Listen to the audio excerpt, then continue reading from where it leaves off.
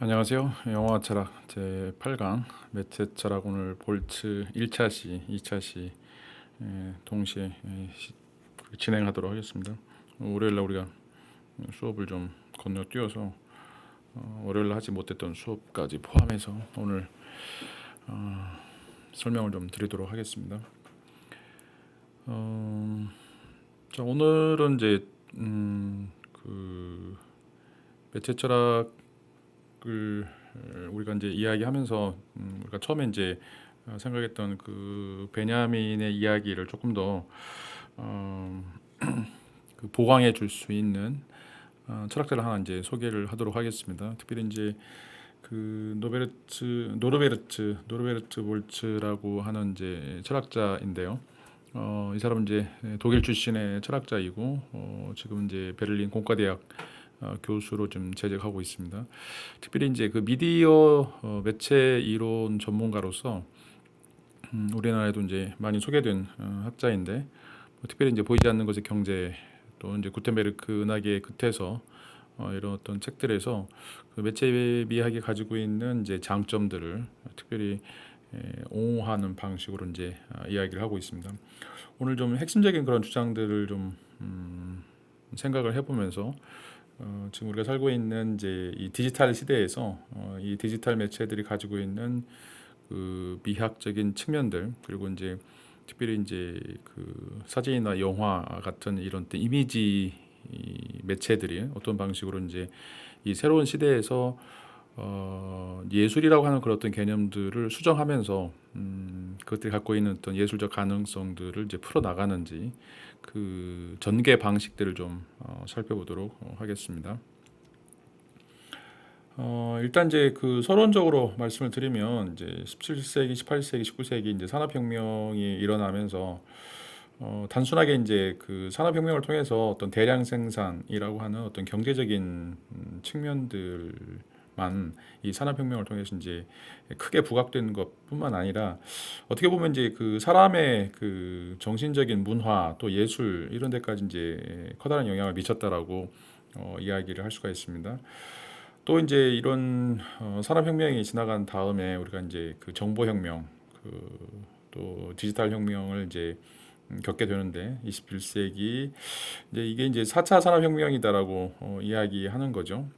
이런 이제 4차 산업혁명이 일어나면서 이런 혁명의 어떤 그 후폭풍이 그 단순하게 산업혁명보다 훨씬 더 더하면 더했지 이것이 우리에게 영향을 그냥 근소하게만 미치지 않을 거라고 좀 생각이 됩니다. 그래서 이제 산업혁명이라고 하는 것이 우리 어떤 일상적인 삶, 또 문화, 뭐 경제, 뭐 기타 등등 여러 가지 형식에서 이제 영향을 미쳤던 것처럼 이제 예술에도 커다란 영향을 미쳤다라고 이야기를 할 수가 있겠죠. 그리고 이제 여전히 이제 그런 그 미치는 영향들이 계속해서 진행되고 있다라고 이제 이야기를 할 수가 있습니다. 그런데 이제 특별히 그 산업혁명이 예술 영역에 그 미친 영향들을 좀 살펴보면 어떻게 보면 이제 그 어떻게 근본적인 그 변화를 이제 일으켰다라고 이야기를 할 수가 있는데 그 첫 번째 변화가 이제 바로 기계라고 하는 거죠. 이 기계들이 특별히 이제 사진이라든지 영화 뭐 이런 것들이 이제 기계 장치에 의해서 만들어진 그 예술이라고 이야기할 수가 있는데 이런 어떤 기계가 적극적으로 이제 개입을 하면서 이제는 이제 예술이 기계를 통해서 뭔가 새로운 영역의 그 예술들을 이제 만들어내게 됐다라고 이제 이야기할 수 있겠고 이게 이제 베냐민 이제 얘기했던 것처럼 그냥 소수만 가지고 있었던 그런 그 예술의 가치들을 이제는 이제 그 아우라가 아니라 예술을 확산시키고 이제 이런 방식을 통해서 이제 기존 전통의 그 아우라라고 하는 이제 그 전통 예술의 가치가 이제 그 몰락하게 되었다라고 이제 이야기를 할 수가 있겠죠. 특별히 이제 이 기계를 통해서 예술의 역할이 굉장히 급변하는 그런 모습을 볼 수가 있는데 특별히 이제 그 사진과 영화가 이제 등장하면서 기본적으로 이제 그 회화 영역에서는 어떻게 보면 이제 풍경화라든지 초성화라든지 뭐 이런 방식 어떻게 하면 이제 그 정말로 실제를 이제 재현할 것인가 그대로 재현할 것인가라고 하는 이제 측면에서 이 회화가 가지고 있었던 어떤 독보적인 이제 위치가 있었는데 이게 이제 사라지게 됐죠. 특별히 이제 이 사진이 등장하면서 뭐 그림을 그리는 것보다 훨씬 더 정밀하게 사물들을 포착해내고 그런 것들을 이제 인화해서 그런 어떤 그 미메시스로 따지게 되면 실질적으로는 이제 그림이 쫓아갈 수 없는 어떤 그 굉장히 생생함 이런 것들을 이제 보여주고 있습니다. 이제 영화도 이제 마찬가지죠. 그래서 그 기본적으로 이제 그 이 기계 문명이 들어서게 되면서 이제 기존에 있었던 그런 어떤 회화라든지 아니면 이제 이런 어떤 창작 활동들이 제한적인 이제 창작 활동들이 이제 위축이 될 수밖에 없고 그리고 이제 다른 영역을 이제는 이제 탐구를 해야 되죠.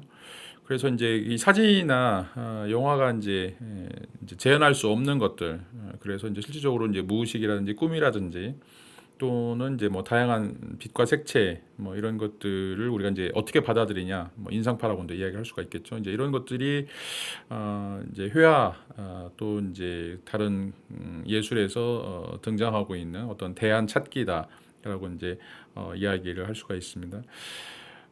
이런 때 그 산업혁명 이후에 대중 매체가 이제 이렇게 발달하면서 이제는 이제 그 예술과 대중문화라고 하는 것이 분리가 되지 않고 이제는 이제 그 적대적인 관계에서 상호 보완적인 어떤 관계로 이제 넘어간다라고 이야기를 할 수가 있습니다. 그래서 그 대중문화라고 하는 것이 이제 굉장히 하위 문화이고 그다음에 이제 그 예술이라고 하는 것은 이제 순수 예술을 의미하고 있고 그래서 이제 고급 문화다라고 이제 이야기를 계속해서 해 왔었는데 이 그 발터 베냐민도 그렇고 이제 그 매체 미학을 옹호하는 이제 철학자들의 측면에 있어서는 이제 이 대중문화라고 하는 것이 더 이상 이제 하위 문화가 아니고 이런 어떤 순수 문화들이 하지 못했던 일들을 이제 개척함으로써 이 두 문화 사이가 이제는 이제 소통이 될 필요가 있고 또 이 어떤 일정한 형태의 이제 공생 관계 이런 것들이 이제 형성될 수밖에 없다라고 이제 이야기를 할 수가 있습니다.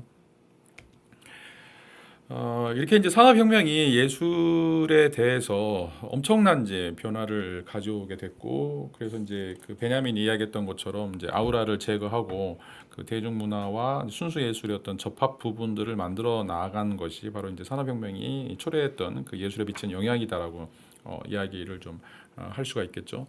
자, 그런데 이제 이 디지털 혁명, 이제 산업혁명보다 더 큰 후폭풍을 갖는 이제 이 디지털 혁명이 이제 또 도래했는데 이런 경우에 있어서는 이제 어떻게 예술 영역에서 이제 변화가 일어날 것인가라고 하는 것을 또 이제 우리가 물음을 던질 수가 있겠죠. 그래서 이제 디지털 혁명 시대의 예술이라고 하는 것이 그 이전과 그 이후를 이제 구분할 수 있다라면 그 이전과 그 이후가 어떤 특징들을 갖고 있는지 이런 것들을 좀 살펴볼 필요가 있죠. 만약에 이제 디지털 혁명 시대에 이제 예술이 디지털 시대 이전의 예술과 어떤 질적인 차이를 갖느냐, 그리고 이제 이런 어떤 질적인 차이를 우리가 이제 파악하기 위해서는 이제 예술 이론들을 우리가 어떤 방식으로 이제 구성을 해야 되는지 뭐 이런 것들이 이제 그 새로운 형태의 그 매체 미학 이론이다라고 이야기를 할 수가 있겠죠. 단순하게 이제 생각해 볼 때 우리가 이제 새로운 매체하고 예술의 관계는 어떻게 보면 이제 그 예술과 기술의 관계다라고 이제 이야기를 할 수가 있겠죠. 예술과 테크놀로지의 어떤 관계다라고 이제 이야기를 할 수가 있는데 원래 이제 테크놀로지에서 이 테크네라고 하는 이 기술이라고 하는 그런 어떤 개념 이런 것들이 이제 예술에서 이제 벗어나는 어떤 기술과 기능 뭐 이런 것과는 이제 예술이라고 하는 것이 무관하다라고 이제 생각을 했었는데 이제 이 예술과 기술이라고 하는 것이 어떻게 보면 또 계속해서 이제 밀접한 관계를 가지고 있었다라고 이제 이야기를 할 수가 있겠죠. 그 이제 기술이라고 하는 것은 항상 이제 그 예술을 영위하기 위해서 이제 예술의 어떤 창작 방식, 예술을 어떻게 돕는 하나의 이제 도구다라고 이야기를 할 수가 있겠죠. 자, 그런데 이제 이 사진과 영화가 등장하면서 더 이상 이제 그 부분적인 도구가 아니라 이제는 이제 사진과 영화라고 하는 것은 그 자체로 이제 의미 창출을 할 수 있는 그런 도구이기 때문에 단순하게 이제 그 예술을 돕는 도구가 아니라 예술을 지배하거나 아니면 예술을 이제 창출해낼 수 있는 그런 방식의 도구다라고 이제 이야기를 할 수가 있겠습니다. 이런 방식으로 이제 우리가 이야기를 한다라면 우리가 그 이제 예술이라고 하는 것이 다루고 있는 어떤 기술이라고 하는 것은 이제 어떤 단순한 도구에서 이제 벗어나서 어떻게 보면 이제 예술 그 자체가 되는 이런 어떤 단계로 올라가게 됐다라고 이제 이야기를 좀 할 수가 있습니다. 그래서 이제 이 디지털 시대, 특별히 이제 정보화 시대에 우리가 이제 그 이런 어떤 도구로서의 기술, 도구로서의 어떤 기계라고 하는 것도 우리가 좀 생각을 좀 바꿀 필요가 있는데, 이런 어떤 문제들에 대해서 이제는 이제 그 예술의 자율성이라고 하는 것이 있는가 없는가. 여기서 이제 예술의 자율성이라고 하는 것은 어떻게 보면 이제 굉장히 이제 창의적인 것이고, 이 기술 문명, 이 테크네로부터 또는 테크놀로지로부터 이제 벗어나서 이제 예술이 가지고 있는 어떤 이제 독보적인 또는 이제 단독성들을 좀 이야기를 할 수가 있습니다. 근데 이제 이런 어떤 예술의 자율성이다라고 하는 것이 이제 이 기술이라고 하는 것을 어떻게 이용할 것인가, 기술이라고 하는 것들과 어떻게 관련을 맺을 것인가라고 하는 그런 측면에서 이제 꼭 이 필연적 결합이 필요하다. 라고 이제 이야기하는 부분들이 이제 굉장히 강하게 21세기에 이제 등장하게 되는데, 이런 것에 대해서 이제 예술의 종말이다, 또는 이제 예술의 죽음이다, 또는 이제 야만적인 결혼이다라고 하는 이제 이야기를 하고 있겠죠. 그러니까 예술이라고 하는 것은 뭐 지고지순한 이상이라든지 어떤 순수 예술이 지향하려고 하는 어떤 미메시스, 우리가 이제 아도노노 이야기하면서 뭔가 이제 이 사회에 속해 있으면서 이 사회를 벗어나려고 하는 어떤 시도가 그 미메시스라고 이제 이야기하는데, 이 기술이라고 하는 것을 계속해서 우리가 받아들이게 되면 또 기술이라고 하는 것들이 그 대중 매체에 속하는 어떤 그런 기술이고, 그 대중 매체를 이용할 수밖에 없다라고 이제 이야기하면 끊임없이 이제 이 세상에 그 다리를 묻고 있어야 되는데, 이제 이런 것들이 과연 이제 이 세계를 초월하려고 하는 형태의 이제 예술과 좀 그 이율배반적인 그런 모습을 이제 보여준다라고 이야기를 할 수가 있겠죠. 그래서 이제 현 시대에 우리가 디지털 시대의 이 정보화 시대에서 예술과 기술의 결합, 이 또 예술과 매체의 결합, 이것이 과연 이제 바람직한 것인가라고 하는 이제 이야기를 던져볼 수가 있습니다. 그래서 뭐 한쪽에서는 이제 이게 야만적인 결혼이다, 뭐 예술의 죽음이다라고 이야기하지만, 또 이걸 이제 긍정적으로 보는 사람들이 있어서는 이건 이제 어떤 새로운 형태의 동거다. 그리고 이제 이런 어떤 그 기술을 통해서 예술이 더 확대되는 어떤 이제 이런 시도를 하게 된다라고 이제 이야기를 좀 할 수가 있습니다. 자, 그 이유는 예술이라고 하는 것은 끊임없이 자기 자신을 현 존재로 드러나기 위해서 그게 이제 뭐가 됐든지 간에 여전히 도구를 필요로 했다라고 하는 것이죠. 단순히 이제 입으로만 하는 것이 아니라 생각으로만 하는 것이 아니라, 이제 예술은 항상 뭐 붓이라든지 펜이라든지 뭐 여러 가지의 이제 도구 장치들을 통해서 이제 예술이 표현되어 있기 때문에, 뭐 이제 대리석이라든지 하여튼 어떤 것이 됐든지 간에 이제 그 가공을 할 수밖에 없는 그러니까 그 있는 그대로의 어떤 이제 물리적인 그런 재료들을 이 도구를 통해서 이제 가공을 해서 뭐 그 대리석 도상을 만드든지, 아니면 이제 그림을 그리든지, 뭐 이런 어떤 음악을 또 작곡을 하든지, 뭐 이런 어떤 형태의 도구들이 이제 필요하다라고 이야기를 할 수가 있겠죠. 그래서 뭐 전혀 도구 없이 뭐 피아노도 없고 플룻도 없고 그다음에 붓도 없고 뭐 캔버스도 없고 그다음에 그런 것들을 이제 도와줄 수 있는 보조적인 그런 어떤 장치들이 없다라고 할 때 과연 예술이 성립할 수 있을 것인가? 그렇지 않다는 거죠. 그러니까 예술은 항상 도구를 필요로 했었고, 도구를 이용해서 계속해서 그 영역을 이제 넓혀 왔던 것들의 이제 예술사다라고 이야기를 할 수가 있겠죠. 자, 그런데 이제 이 도구가 부차적인 역할을 이제 해 왔었는데, 지금 이제 디지털 시대 또 디지털 매체에서는 이게 단순한 도구로서만 이제 끝나는 것이 아니라, 이 도구가 바로 의미 자체가 되는, 또 그 사유의 형식과 사유의 내용을 갖게 되는 이제 이런 어떤 형태로 이제 굉장히 과격하게 또는 급속하게 이제 발전되었다라고 이제 이야기를 할 수가 있습니다.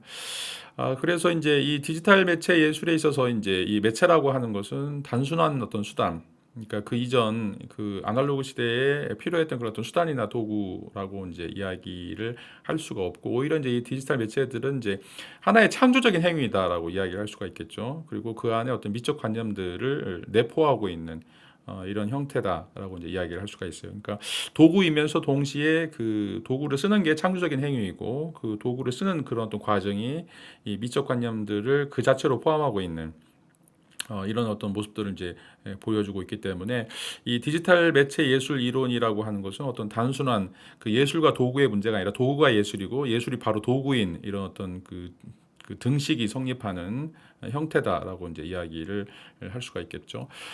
그래서 이제 지금 현대 그 디지털 시대의 예술이라고 하는 것은 그 이전의 전통 예술과도 다르고 또 산업혁명 이후에 기술 재생산 시대의 예술과도 이제 다르다라고 이제 이야기를 할 수가 있습니다. 왜냐하면 이제 이런 시대에는 예술과 도구라고 하는 것이 그 이분법적으로 나눠져 있고 도구는 이제 예술을 돕는 그런 어떤 그 부수적인 역할들을 했다라면 이 디지털 시대에서의 그 디지털 매체 예술이라고 하는 것은 디지털 매체가 창조적인 행위고 또 그 자체의 어떤 관념들을 미학적인 관념들을 가지고 있기 때문에 앞선 전통적 예술과 또 산업혁명 이후의 기술 재생산 시대의 예술과도 이제 다르다라고 이제 이야기를 할 수가 있습니다. 이제 이 말은 그 예술이란 무엇인가라고 하는 그 예술의 정의 문제를 이제 통째로 바꾸게 되는 이런 어떤 커다란 변화를 가져오게 됐다.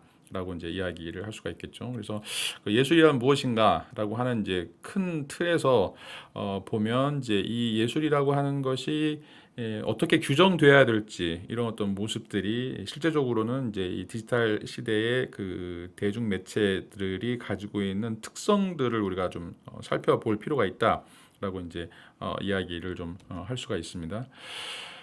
왜냐하면 이제 그 기존의 전통적인 예술 개념이나 이런 어떤 개념 틀, 이론 틀들 가지고는 이제 현대 디지털 예술 상황을 이제 설명할 수 없기 때문에 그렇다.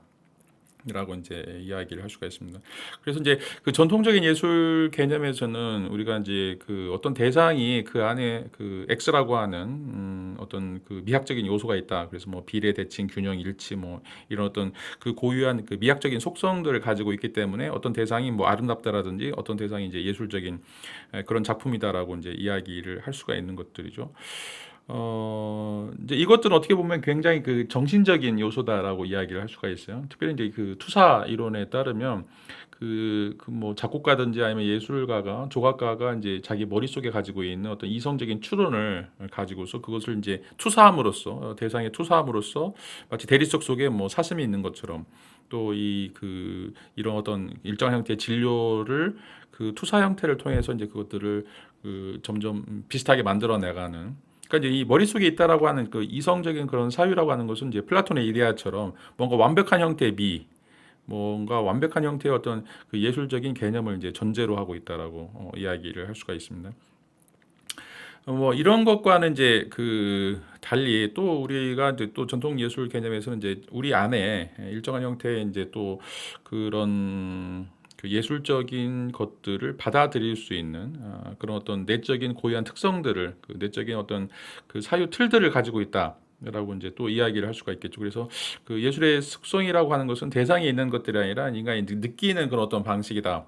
라고 하는 것을 이제 이야기해 볼 수가 있는데 이제 그 어느 한 대상에 속해 있거나 아니면 이제 그 대상을 바라보고 있는 그런 주체에 속해 있다라고 하는 것들이 어떻게 보면 이제 전통적인 예술 개념 또는 이제 예술 이론 틀들이라고 이야기를 좀 해왔습니다.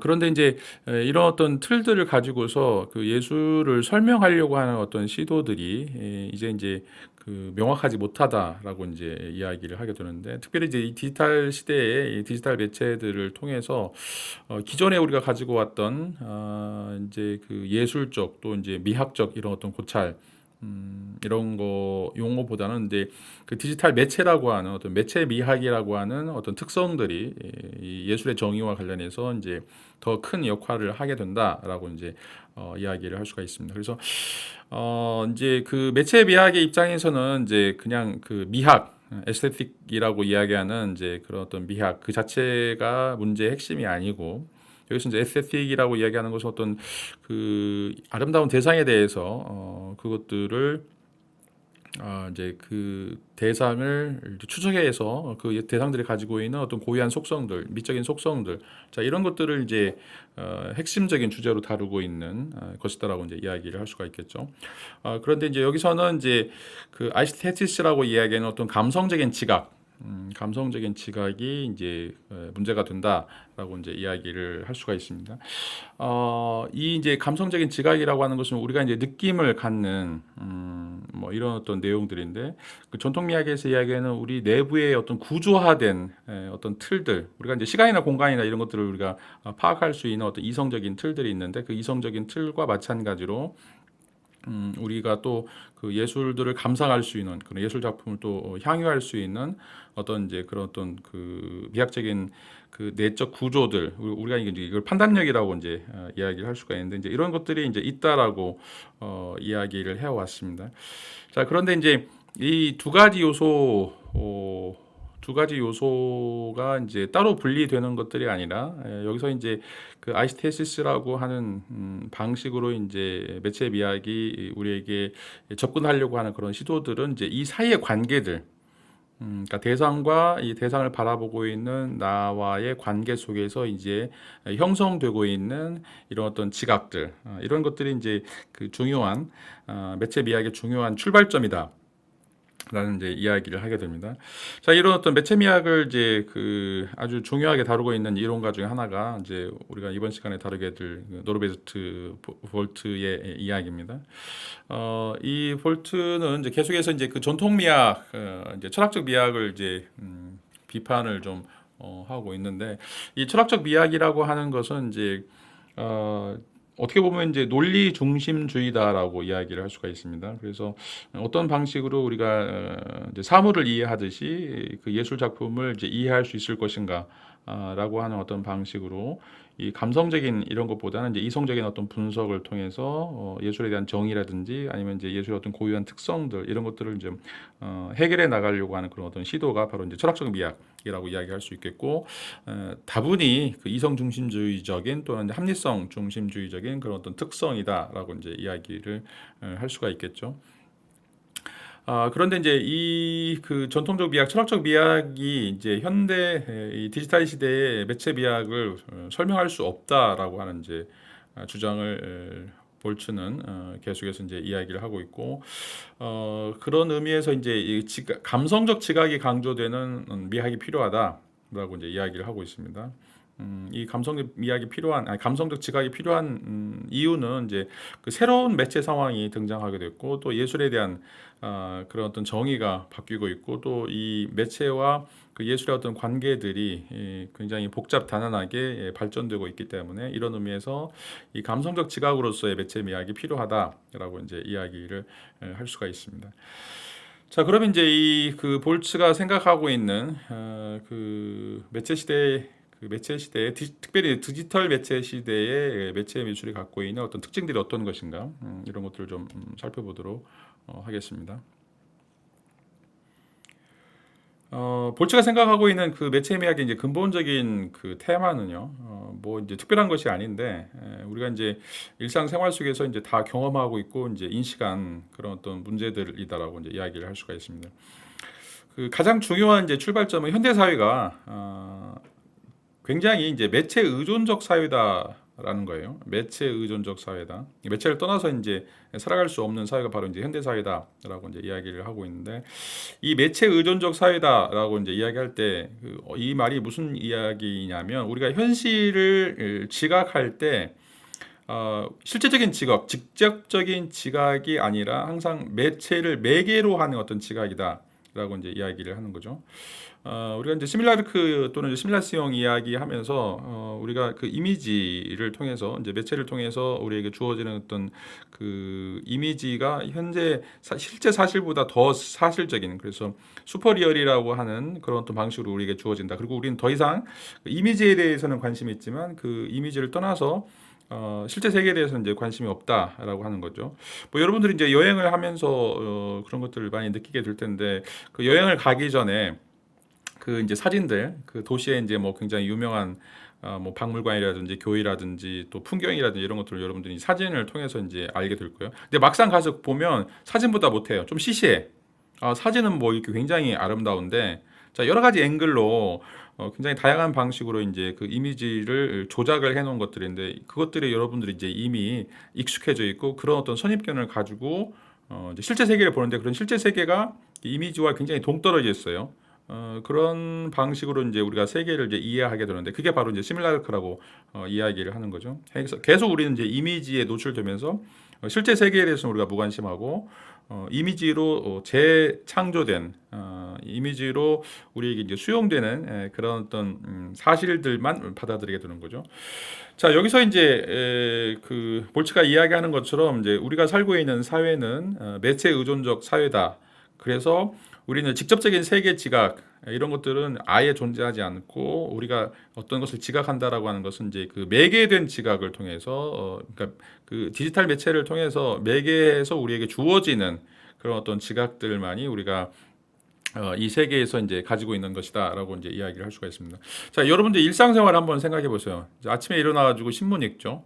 뭐 신문 읽거나 아니면 여러분 신문도 안 읽겠네. 이제 스마트폰으로 이제 주요 뉴스들을 이제 확인하는 거죠. 그리고 뭐 저녁에는 이제 텔레비전을 시청합니다. 자, 여러분들은 뭐 실제 세계가 어떻게 돌아가는지 다 매체를 통해서 인식을 하는 거죠. 스마트폰의 뉴스, 뭐 텔레비전, 신문.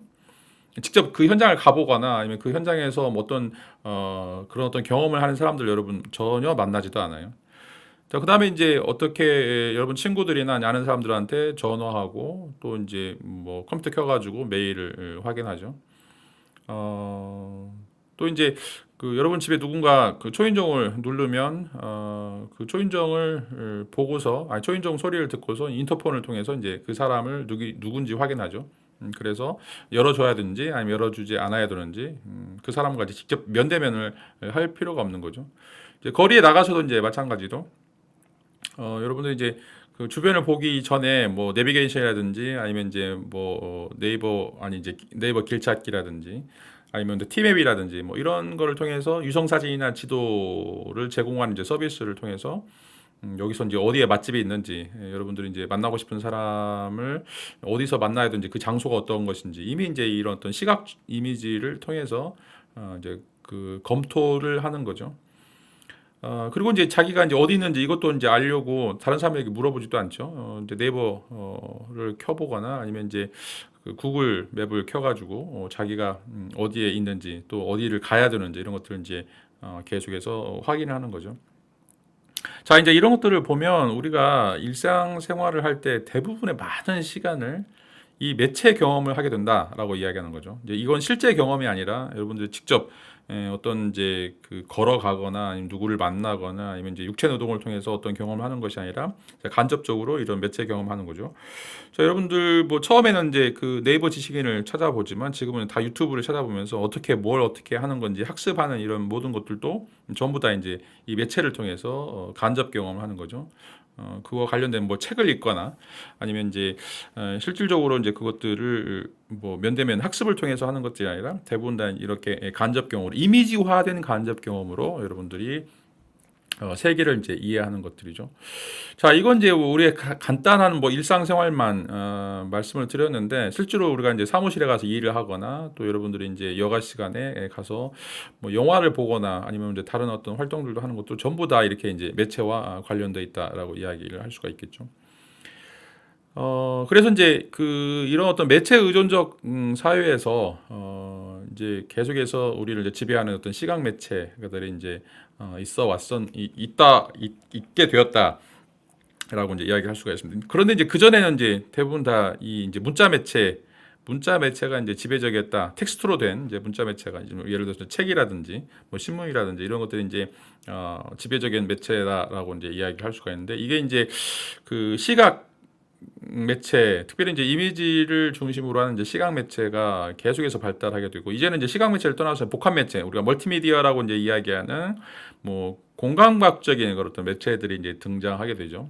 그래서 이제 스마트폰을 이제 기본으로 해서 우리가 이제 그 다양한 형태의 그 이미지 또 이미지가 포함하고 있는 다양한 형태의 이제 이런 어떤 감각 지각들을 총체적으로 이제 그 총체적으로 엮어서 우리에게 보여주는 이제 이런 형태가 바로 이제 우리가 살고 있는 이 매개된 지각을 우리에게 보여주는 이제 매체 의존적인 사회다라고 이제 이야기를 할 수가 있습니다. 자, 이제 매체라고 하는 것은 기본적으로 우리에게 이제 정보를 제공하고 또 정보를 저장하고 이제 정보를 활용할 수 있도록 해주는 것이 이제 이 매체라고 이제 이야기를 할 수가 있는데, 이 이제 매체는 이제 복합 매체가 멀티미디어가 등장하기 전까지는 어떻게 보면 이제 이게 세분화된 그 노동 분업적인 지각 구조다라고 이제 이야기를 할 수가 있겠죠. 그래서 듣는 거, 읽는 거, 보는 거 다 따로따로 했죠.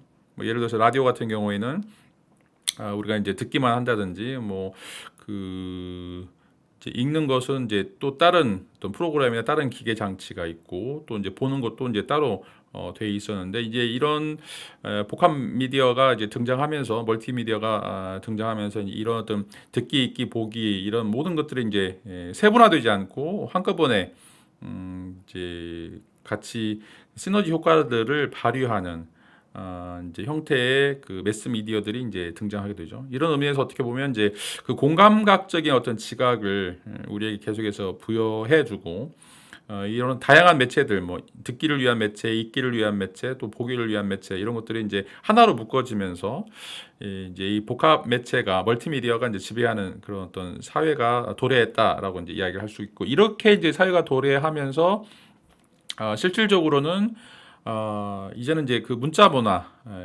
문화와 이제 결별을 하게 되는 이런 어떤 커다란 변혁이 일어나게 됐다라고 이제 이야기를 할 수가 있습니다.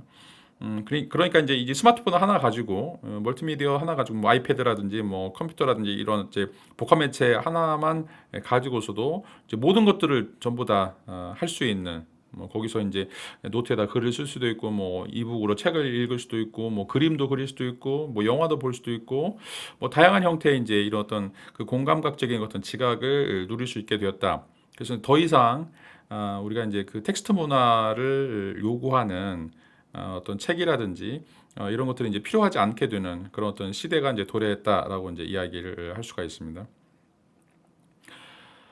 이런 어떤 그 문자 문화의 위기, 그리고 이제 그 복합 매체의 등장, 뭐 이런 것들에 대해서 뭐 여전히 그런 의견들이 좀 분분하게 펼쳐지고 있습니다. 어떤 사람들은 이제 그 한탄하는 사람도 있고, 어떤 사람들은 어떤 새로운 문화의 패러다임이다, 이제 적극적으로 이제 수용해야 된다라고 이제 이야기를 하고 있죠. 자, 이제 한탄하는 사람들 보면 이제 애들이 어릴 때부터 이제 터치만 하다 보니까, 핸드폰도 이제 터치만 하죠. 아이패드도 다 터치하고, 그러다 보니까 이제 그 연필로 쓸 기회가 없는 거예요. 연필로 쓸 기회가 없어가지고 이제 초등학교 입학해가지고 이 뭔가 글을 쓴다라고 하는 것에 굉장히 아이들이 고통을 받는다라고 하는 이제 이야기를 해요. 여러분들도 이제 지금도 계속해서 뭐 타이핑을 하거나 이제 이렇게 터치하는 것이 그 편해져서, 여러분들이 막상 이제 그 직접 그 이제 손으로 쓰는 이제 손편지라든지, 아니면 이제 여러분들이 그 노트 정리를 하게 될 때 직접 이제 그것들을 쓰려고 그러면 굉장히 귀찮거나, 아니면 이제 거기에서 이제 의미를 발견하지 못하는 이런 어떤 모습들을 이제 볼 수가 있는데, 이게 바로 이제 그 복합 매체가 우리에게 들어오면서 이 문자 문화들을 제거하게 되고, 그리고 이제 끊임없이 우리에게 이제 그 매개된 지각을 부여하기 때문에 이런 방식의 이제 그 불편함들이 생겨나게 된다라고 이제 이야기를 할 수가 있습니다. 자, 그런데 이제 여기서 이제 아까도 말씀드렸던 것처럼 이제 의견이 분분하다라고 이제 이야기를 할 수가 있는데, 예를 들어서 이제 그 디지털 매체 시대에 이 문자 문화를 이제 옹호하는 사람들은 이제 볼지에 따르면 이제 근대적 인간 개념을 유지하는 사람들이다라고 이제 이야기를 하고 있고, 이런 사람들은 이제 이 디지털 시대에 살면서 이 디지털 문화를 이해하지 못하는 이제 그 디지털 문맹인들이다라고 이제 이야기를 하고 있습니다. 자꾸 이제 그 전통적인 형태의 그 인간관들을 좀 가지고 있고, 그 전통적인 형태의 이제 인간관이라고 하는 것은 이제 여기서는 이제 그 계몽적 인간이다라고 이야기를 할 수가 있는데, 이 계몽적 인간은 이제 머리로 사유를 하는 거죠. 머리로 이제 사유를 하고, 머리로 이제 사유를 하기 위해서는 이제 언어라고 하는 이런 그 문자를 중요시하게 되고, 그래서 이제 사유한다라고 하는 것은 논리적 사유를 한다는 것이고, 논리적 사유를 한다라고 하는 것은 이제 그것을 말로 풀어낼 수 있는 이런 능력을 이제 보여주는 것이기 때문에, 이런 어떤 문자 문화에 이제 굉장히 집착하게 되는 것이죠. 또 뭐 신화 문학이나 이제 이런 것들도 이런 어떤 그 계몽적인 것들과 관련돼 있다라고 이제 이야기를 할 수가 있는데, 어떻게 보면 이제 우리가 언어 게임이라고 할 수도 있고, 언어를 가지고서 어떤 건축학적인 어떤 구조들, 이런 뭔가 이제 머리를 굉장히 복잡하게 써야 되는 이런 것들을 이제 중요시한다라고 이야기를 할 수가 있습니다. 그래서 우리가 이제 언어를 배우는 것도 그렇고 이제 수학을 배우는 것들도 그런데 이게 이제 단기간에 안 되죠. 단기간에 이제 암기 과목처럼 단기간에 해결될 수 있는 그런 이제 문제들이 아니고 이건 이제 깊이 고민하고 침잠하고 뭔가 이제 관조를 해서 그런 어떤 논리적 연관성들을 우리가 이제 찾아내고 그런 방식으로 해서 이제 한 단계, 두 단계, 세 단계 이렇게 계속해서 이제 상승하는 이런 어떤 과정이 바로 이제 계몽적 의식이다라고 이야기를 할 수가 있습니다. 이 계몽적 의식을 하기 위해서는 이제 그 언어가 사고의 집이기 때문에 언어라고 하는 이제 하이데거가 이야기하는 그 언어가 사고라는 그런 어떤 방식으로 끊임없이 그런 어떤 문자 문화에 대해서 우리가 좀 고민하고 그런 문자 문화들을 발전시키려고 하는 그런 어떤 시도라고 이야기할 수 있고 그런 것이 우리가 이제 휴머니즘이라고 이야기할 수 있는 거죠. 인간의 본질이란 무엇인가?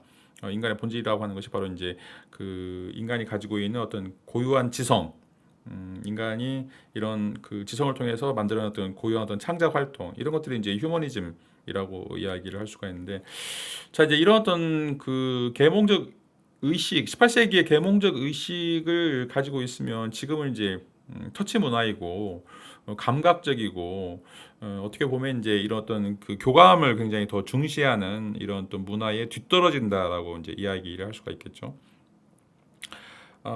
그래서 이제 이런 사람들을 볼츠는 이제 디지털 시대의 문명인들이다라고 이야기를 하고 있는데 여전히 이제 이런 그 디지털 시대 그 문화에 대해서 반대하는 사람들은 이런 어떤 계몽적 의식, 이제 사유라고 하는 어떤 규범적 사고들을 중시하는 이런 이제 사람들이 이런 어떤 그 매체 새로운 어떤 매체가 등장하고 이 매체가 우리 어떤 삶에서 일으키는 그런 어떤 변화들에 대해서 굉장히 이제 거북하다고 생각하는 사람들이죠.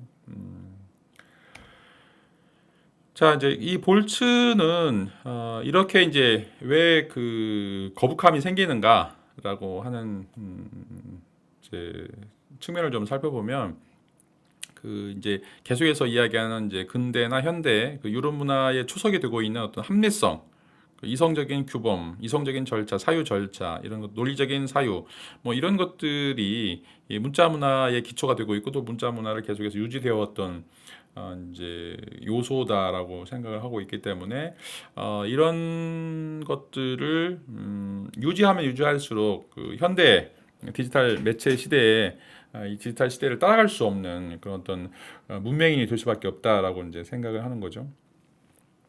자, 그런데 이제 그 안더스 같은 경우에는 이제 정반대 이야기를 하고 있죠. 정반대 이야기인데 왜냐하면 이제 이 안더스 입장에 보면 그 탈문자적인 인간, 그러니까 다시 말하면 이제 문자를 수용하지 않는 이제 사람들은 이제 이미지로만 이제 삶을 살아가는 그런 사람들인데 이제 깊이 사유하지 않고 단순하게 이제 이 감각적인 이미지를 통해서 이미지가 좋은지 좋지 않은지 자신에게 쾌락을 주는지 주지 않는지 이런 어떤 방식으로 어떤 선택의 기로에 있을 때 이제 그런 그 문자적인 형태의 그 이성적 판단 없이 단순한 어떤 감각적인 그 엔조이 문화라고 이야기할 수가 있겠죠. 거기에 이제 따라가는 것이다라고 이야기를 할 수가 있습니다.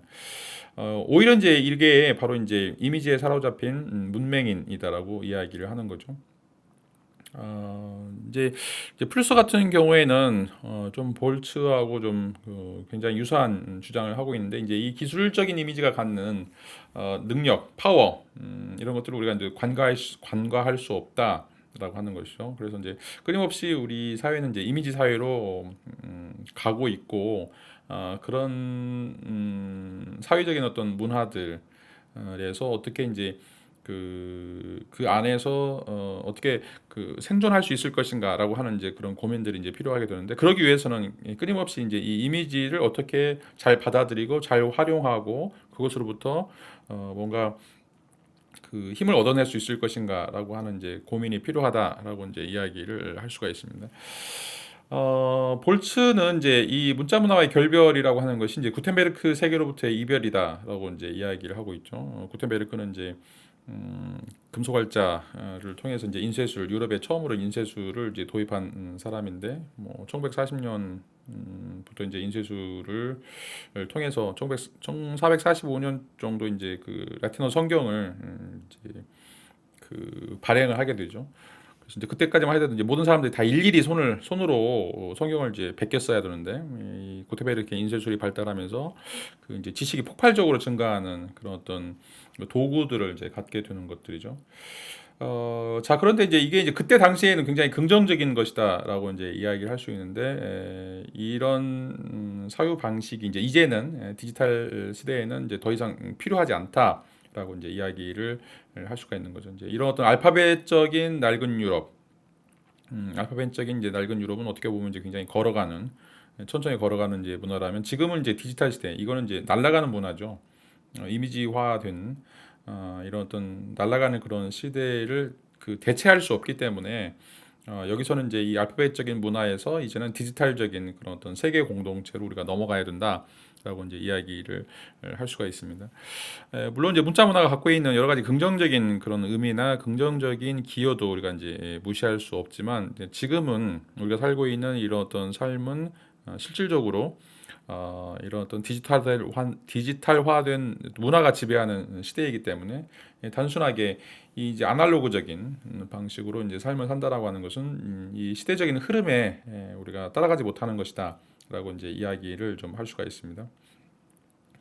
자, 이제 이렇게 본다라면, 이제 여기서 이제 피에르 레비 같은 경우도 마찬가지인데, 이제 우리에게는 이제 이 디지털 문화라고 하는 것이 공동의 지적 재산이다라고 이제 이야기를 할 수가 있겠죠. 우리가 이제 지금 여러 가지 지식들을 이야기하지만, 이제 빅데이터라고 하는 게 전부 다 이제 디지털화돼 있고, 뭐 구글이라든지 아니면 뭐 애플이라든지, 이런 어떤 방식에서 이제 빅데이터들이 계속해서 디지털화로 이제 축적이 되고 있다라고 이제 이야기를 할 수가 있는 것들이죠.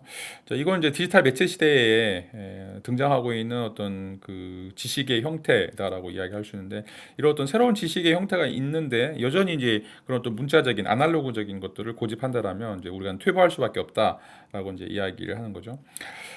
그래서 이제 이런 방식으로 이제 문자 문화가 몰락을 하게 되고, 그것에 대한 어떤 대안으로 탈문자적인 문화가 등장하고 있다라고 이제 이야기를 하고 있습니다. 이런 어떤 탈문자적인 이제 문화가 어떻게 이제 등장하는지 볼츠는 이제 한 세 가지 정도로 이야기를 하고 있는데, 구텐베르크 은하계가 이제 몰락하면서, 이제 첫 번째로는 이제 그 세계 지식의 문속으로서의 이제 체계 기능이 상실되었다라고 이야기하는 거죠. 이제 그 과거 문화 시대에는 이제 책이라고 하는 것에 뭐 여러 가지 이제 지식의 보고, 그래서 이제 도서관이 이 책들을 모아두고 있는 도서관이 가장 이제 그 위대한 장소다라고 이야기할 수 있겠고, 물론 이제 그 전에는 이제 이런 것들을 그 머릿속에 담고 있는 이제 그 노인들이 훨씬 더 그 이런 지식의 보고로서 역할들을 해왔다라고 이제 이야기를 할 수가 있겠죠. 그러니까 이제 구전 문화에서 이제는 문자 문화로 이제 넘어가게 되면서, 이제 구전 문화에서는 이제 한 개인들이 가지고 있는 어떤 기억의 양들이 굉장히 제한적이고, 그게 이제 그 개인이 죽어버리면 이제 그게 전달되지 못했기 때문에, 이런 어떤 구텐베르크의 은하계에서는 이걸 이제 책으로 적어놓고, 또 책을 대량 인쇄해가지고 사람들에게 이제 많이 보급한다라고 하는 그런 의미에서 이제 굉장히 긍정적이었다라고 이제 이야기를 할 수가 있어요. 뭐 여러분 이제 그 아프리카의 그 속담 중에 하나가, 이제 노인이 그 한 명 죽으면 도서관이 하나 이제 없어졌다. 도서관이 하나 사라진 것이다라고 하는 이제 그런 속담이 있는데, 그 노인이라고 하는 게 이제 그 수많은 여러 가지 이제 그 사실적인 경험을 통해서 자신만이 가지고 있는 이제 수렵과 채집, 뭐 아니면 이제 농경 사회에서 그런 그 노하우들을 이제 가지고 있는 그런 주체다라고 이야기할 수가 있겠죠. 이제 그런 어떤 지식의 문서로서의 이제 개인의 기억, 이것들이 이제 문자 시대에는 책으로 이제 넘어오게 되는데, 이제 더 이상 이제 책이 이것들을 이제 담당하지 못한다라고 이제 이야기를 할 수가 있는 거죠. 그러니까 지식은 이제 엄청나게 기하급수적으로 이제 증가하고 있는데, 책은 그 속도를 따라갈 수 없는 것들이죠. 지금 이제 그 책에서는 다룰 수 없는 이제 하이퍼링크 방식으로 계속해서 여기서 저기로 저기서 저기로 막 이렇게 뛰어넘고 있는 이런 어떤 그 디지털 빛의 시대에 살고 있는데, 단순하게 이제 이 책장을 넘기는 것처럼 이제 그런 어떤 속도로는 이 지식의 이 창출하고 있는 어떤 지식을 전부 다 포용할 수 없다라고 이제 이야기를 할 수가 있겠죠. 그 다음에 두 번째로 이제 그 탈문자적인 문화의 특성 중에 하나가 이제 종이 대신 이제 모니터, 종이 대신 모니터에 이제 기억 공간이 생겨난다라고 이제 이야기를 할 수가 있습니다. 자, 여기도 이제 종이라고 하는 게 그 지식을 담아낼 수 있는 어떤 한계들을 용량의 한계다라고 이제 이야기를 할 수가 있겠죠. 자, 그런데 이제 그 영상 모니터 또는 이제 그 주 기억 장치 또는 보조 기억 장치 뭐 이런 것들이 등장하면서 이것들이 또 다 이제 네트로 연결이 되죠. 그래서 이제 모든 사람들이 이 필요한 정보들을 이 모니터를 통해서 또 모니터를 이제 가지고서 뭐 출력을 해서 갖게 된다라고 이제 이야기를 할 수가 있습니다. 옛날에 이제 그 우리나라에서 외국으로 이제 많이 유학 가는 이유 중에 하나가 이제 이 자료를 찾기 위한 것들인데 국내에는 이제 그런 어떤 자료들이 필요한 자료들이 없어서 외국 유학을 가는 이유 중에 하나가 그런 어떤 희귀한 어떤 자료들 또는 첨단 어떤 자료들을 이제 찾기 위해서 많이 이제 유학들을 떠났죠. 이제 특별히 이제 유럽이나 미국 같은 경우에는 이제 우리 도서관에 책이 없다고 하더라도 이제 책을 신청하면 이제 자기 나라에 없으면 다른 나라까지 가가지고 책을 이제 대출해주는 이런 어떤 시스템이 이제 구축이 됐었는데 뭐 그때만 하더라도 이제 이 책이 또는 이제 종이라고 하는 것들이 이제 굉장히 중요한 역할들을 한다라고 이제 이야기할 수 있었습니다. 근데 이제 지금은 그렇지 않죠. 뭐 우리가 이제 컴퓨터에 액세스하면 뭐전 세계의 도서관에 전부 다 이제 액세스할 수 있고 거기서 필요한 모든 정보들을 이제 모니터에서 다 받아서 우리가 이제 또 모니터에 받는 것뿐만 아니라 이제 색인 뭐 또 이제 키워드 찾기 이런 거 하면 이제 금방 자기가 원하는 어떤 부분들을 편집해서 이제 사용할 수 있죠. 이제 이런 것들은 거의 종이나 이 종이책으로는 거의 이제 불가능하죠. 일일이 자신이 이제 책에서 찾아야 되고 읽어서 찾아야 되고 그걸 또 다시 메모해야 되고 이렇게 이제 편집하는 그런 어떤 기능들이 그 디지털 시대에는 이제 그 디지털 시대와는 비교해서는 전혀 이제 따라갈 수 없을 정도로 좀 낙후되는 그런 어떤 모습들을 이제 보여주는 것이죠. 그 다음에 이제 세 번째는 이제 그 매체가 이제 사회적 커뮤니케이션을 이제 하게 되는데 여기서 이제 이 사회적 커뮤니케이션은 이제 문자로 하는 것이 아니라 이제는 이미지로 하게 된다. 라고 이제 이야기를 할 수가 있습니다. 그래서 여러분 이제 페이스북도 그렇고 뭐 이제 인스타그램도 그렇고 대부분 다 이제 이미지 사진들을 올려놓고 거기에 대해서 이제 코멘트를 다는 방식으로 이야기가 되고 있죠.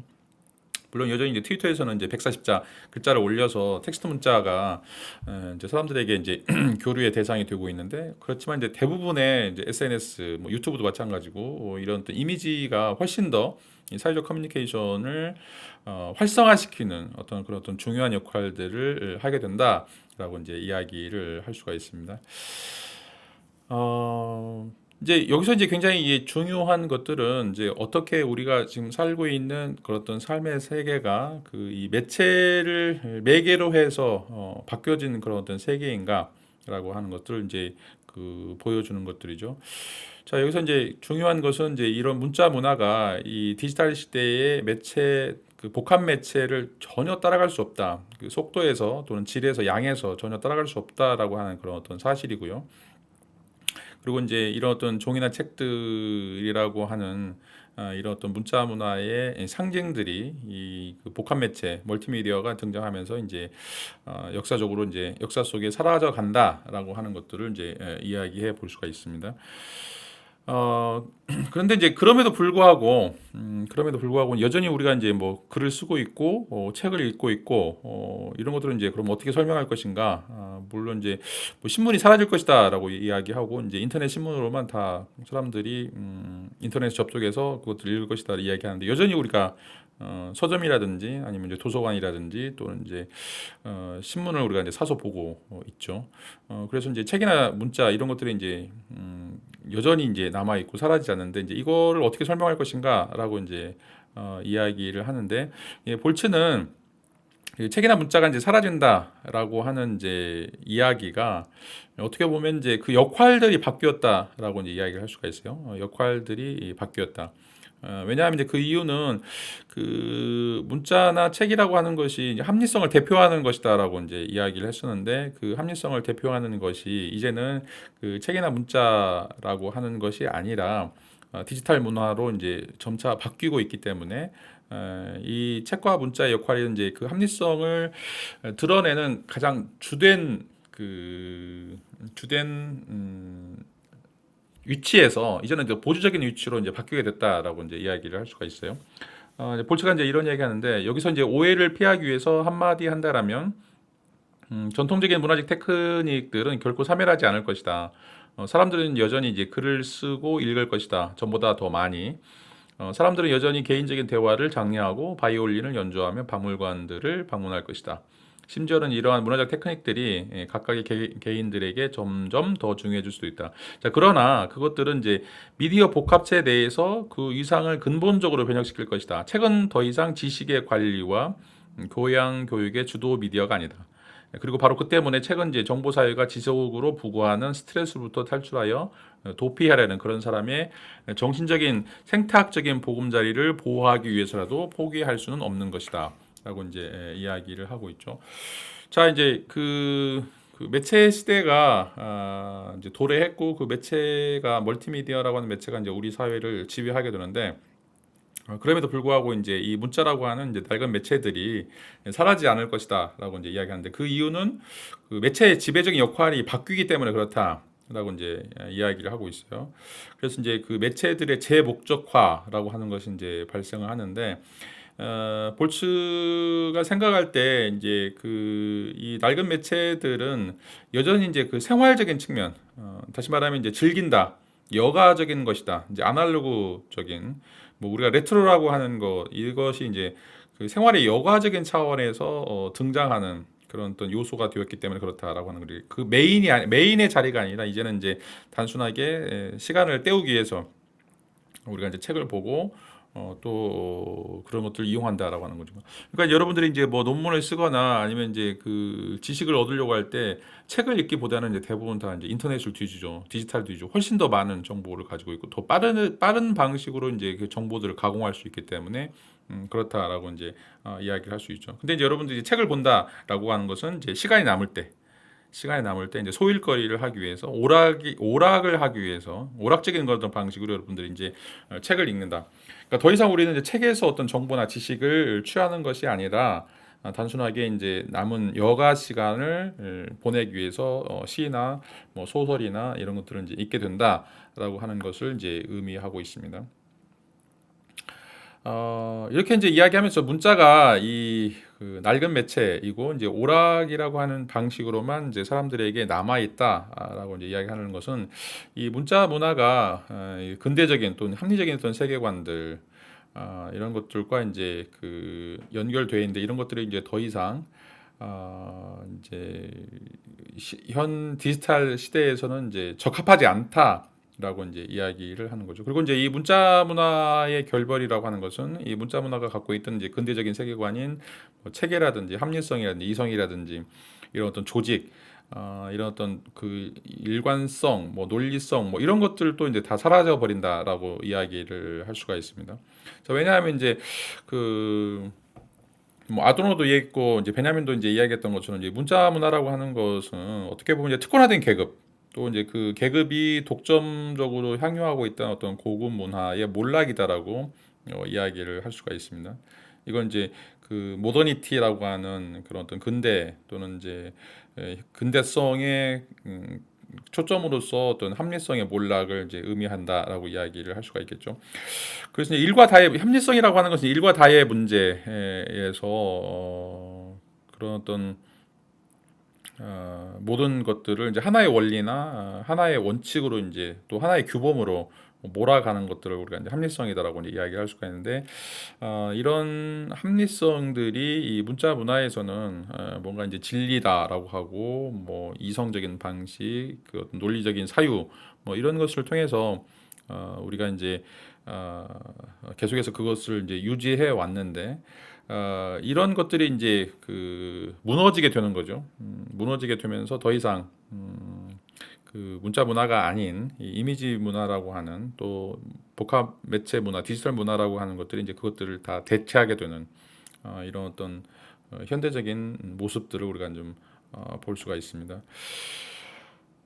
그래서 이제 우리가 지금 살고 있는 디지털 문화는 이제 전통적인 휴머니즘이 아니라 이제 포스트 휴머니즘이라고 하는, 어떻게 보면 이제 이 체계나 합리성, 이성, 뭐 균일, 질서, 조화 뭐 이런 것들의 이제 세계가 아니라 우리가 이제 그 감성적인 방식으로 또 이미지화된 방식으로 이제 세계를 이해하는 이런 것들이 바로 이제 포스트 모더니즘적인 또는 포스트 휴머니즘적인 그런 어떤 속성이다라고 이제 이야기를 할 수가 있습니다. 그래서 단계적으로 이제 문자 문화에서 시각 문화로, 또 시각 문화에서 복합 매체 문화로, 또 복합 매체에서 이제 복합 감각적 문화로 이제 이렇게 넘어가고 있는 것이 이제 그 21세기의 현실이다라고 이야기를 할 수가 있는데, 이런 어떤 고전적 휴머니즘, 인간은 이성적 동물이다, 이성적 사유를 통해서 세계를 합리적으로 설명하려고 한다, 이런 어떤 그 고전적 휴머니즘의 가치들은 어떻게 보면 이제 세계 경험을 드러내기보다는 세계 경험을 이제 왜곡시키는 그런 어떤 사실과 같은 것이다라고 이제 이야기를 할 수가 있겠고, 그래서 우리가 세계를 더 잘 이해하기 위해서는 이런 어떤 휴머니적인 가치, 질서, 조화, 일치, 체계, 합리성, 이성 이런 것들을 우리가 이제 그 전도시키는 것이, 그것을 바꾸는 것이, 그것을 허무는 것이 이제 필요하다라고 이제 이야기를 할 수가 있습니다. 이 그런 휴머니즘 또는 이제 그 근대성을 이제 무너뜨리는 것 중에 가장 강력한 이제 그 기제가 바로 이제 디지털 매체라고 이제 이야기를 할 수가 있는데, 이 디지털 매체를 통해서 인간은 이제 더 인간적으로 좀 더 큰 자유를 이제 얻게 된다라고 이제 이야기를 할 수가 있겠죠. 그리고 이제 굉장히 다양한 인간적인 그런 모습들, 또 자유로운 인간적인 모습들, 이런 것들이 이제 바로 이제 그 디지털 매체에 의해서 전개된다라고 이야기를 할 수가 있겠죠. 그 옛날에 이제 TV라든지 뭐 라디오라든지 이런 것들이 중앙 방송만 있어가지고, 여러분들은 그런 또 중앙 방송에서 이제 나오는 것만 듣고 그것을 이제 따라가는 게 바로 이제 그 휴머니즘적인, 그 전통적인 휴머니즘적이라고 이야기를 할 수가 있는데, 이제 갑만 있는 거죠. 갑이 있고 을이 뭐 하는지 관심 없어요. 갑이 이제 하는 이야기를 이제 을들은 그냥 소비하는, 이런 어떤 문화가 이제 문자 문화라고 이제 이야기할 수 있는데, 지금은 이제 그 쌍방간의 문화가 가능해졌죠. 그래서 뭐 TV도 여러분들이 이제 그 서로 상호 교류가 이제 가능해질 수 있고, 또 이제 여러분들은 그런 것들을 전혀 이제 무시하고 이제 개인 방송을 할 수도 있죠. 뭐 유튜브라든지 아니면 뭐 그 아프리카 TV라든지 뭐 다양한 방식으로 여러분들이 또 SNS 뭐 이런 거를 통해서 여러분들이 이제 스스로 방송국이 되는 거죠. 스스로 이제 또 영화를 찍고 또 사진을 찍고 해서 이제 올리는, 그래서 이제 거기에 이제 사람들이 그 연락이 되고 또 관계를 맺을 수 있는 이런 것들이, 그래서 이제 어느 하나도 일방적인 또 그 체계적인 이런 어떤 형태의 그런 어떤 그 문자 문화라고 하는 것들이 이제는 이제 우리 사회에 발을 디딜 수 없을 형태가 되었다라고 이제 이야기를 할 수가 있습니다. 이게 바로 이제 디지털 매체가 등장하면서 이런 어떤 쌍방간의 소통 가능성, 이제 민주화라고 이제 이야기할 수 있는데, 이런 것들이 이제 가능해지면서 우리에게 이제 드러나는 어떤 이제 현상이다. 라고 이제 이야기를 할 수가 있습니다. 자, 오늘 수업을 좀 정리하도록 하겠습니다. 자, 오늘 수업 내용은 특별히 우리가 지금 디지털 매체의 확산과 새로운 어떤 예술의 이미지다라고 하는 이제 방식으로 이야기를 하고 있는데, 이 디지털 매체라고 하는 것이 이제 등장하면서 가장 중요한 것 중에 하나가 이제 우리가 이 세계를 직접적인 어떤 지각 대신에 그 매개된 지각으로 갖고 있다라고 이제 이야기를 하는 거죠. 그래서 우리가 실제적으로는 이제 실제 경험을 하는 것이 아니라 이 매체를 통해서 이런 어떤 경험들을 하게 되는데, 우리가 이제 뭐 스마트폰을 보면서 또 이제 컴퓨터라든지 뭐 아이패드 이런 것들을 통해서 계속해서 이제 이미지들을 우리가 받아들이고, 그 이미지들을 통해서 이제 자신의 어떤 위치라든지 자신의 어떤 역할들을, 또 자신이 원하는 어떤 지식이나 정보들을 이제 수용하고 그런 것들을 가공하는 이런 어떤 모습이 바로 이제 그 매개화된 그런 매체 경험이다라고 이야기를 할 수가 있습니다. 근데 이제 이런 어떤 매체화된 그 매개 경험이라고 하는 게 그 갖고 있는 이제 결과가 문자 문화의 결별이라고 이야기하는 건데요. 이 볼츠는 이제 이 문자라고 하는 것이 이제 구텐베르크의 세계, 또 구텐베르크 은하계라고 이제 이야기하는데, 이런 문화가 이제 현대 사회에 있어서 몰락되었다라고 이제 이야기를 하는 거죠. 그래서 이제 더 이상 우리는 이제 책이나 종이 뭐 이런 것들에 이제 의존하지 않는다라고 이야기하고 있고, 우리가 갖고 있는 이제 그 지식의 그 도구들 또 우리가 갖고 있는 그런 정보들을 가공하는 이제 이런 것들은 대부분 다 이제 그 매스 미디어적인 또는 이제 그 디지털 문화적인 이런 것들이다라고 이제 이야기를 할 수가 있겠죠. 이런 방식으로 해서 이제 우리는 이제 그 모던적인 합리성, 문자 문화가 갖고 있던 어떤 체계라든지 합리성이라든지 이성이라든지 뭐 이런 것들을 이제 넘어서게 된다라고 이야기할 수 있고, 그래서 우리가 살고 있는 이제 세계는 이제 포스트 휴머니즘이라고 이제 이야기를 하게 되는 이런 어떤 세계에 살고 있다라고 하는 것들이죠. 이 휴머니즘적인 이런 어떤 가치들이라고 하는 것은 어떻게 보면 이제 계속해서 인간을 인간답지 못하게 그런 어떤 만드는, 왜냐하면 이제 하나로 획일화시키고 또 합리성이라는 이름 하에서 비합리적인 것들을 이제 억압하는 그런 어떤 요소가 강하기 때문에 이런 어떤 부정적인 역할들을 이제 문자문화 구텐브레크 은하계가 가지고 있었다라면 이 디지털 문화라고 하는 것들은 이제 개인을 더 자유롭게 이야기하고 그다음에 이제 다양한 인간적인 요소들을 드러내는 그런 어떤 측면들이 가능하게 만들어주는 이제 요소다라고 이제 이야기를 할 수가 있습니다. 자, 다음 시간에는 이제 이런 것들을 이제 기반으로 해서 어떤 방식으로 이제 그 미학이 또는 이제 예술 철학이 또 예술의 개념이 이제 발전돼야 될지 전개돼야 될지 이런 것들을 좀 살펴보도록 하겠습니다. 자, 오늘 수업은 여기서 마치도록 하겠습니다. 감사합니다.